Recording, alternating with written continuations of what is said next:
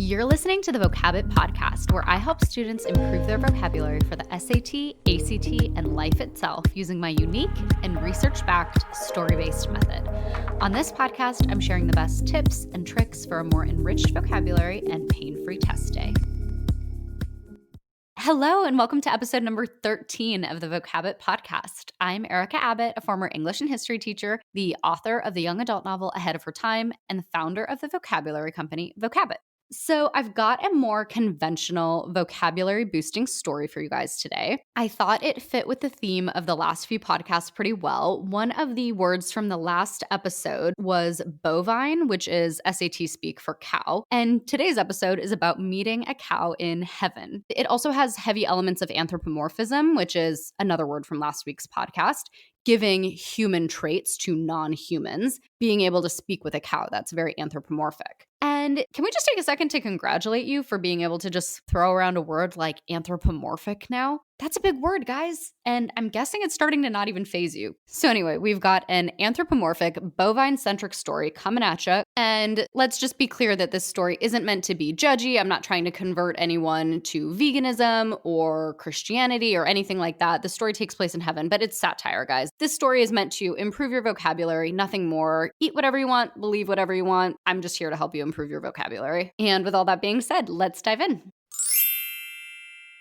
All Cows Go to Heaven, a vocabulary boosting short story by Erica Abbott. Morty, I whispered. What is it? A cow.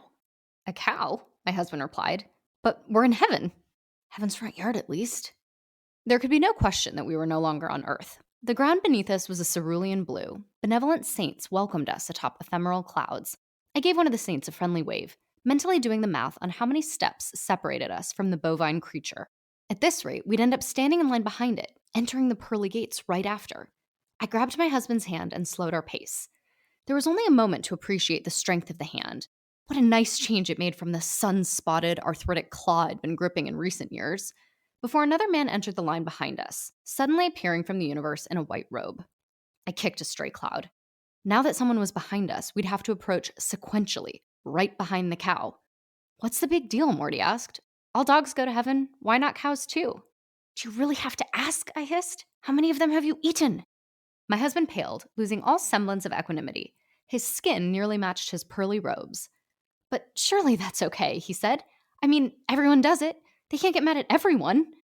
As the steps between us and the creature narrowed, I gave it a little wave. Hello, I said to the cow. What am I saying?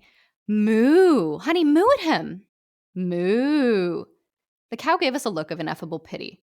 I'm actually a she, the cow responded.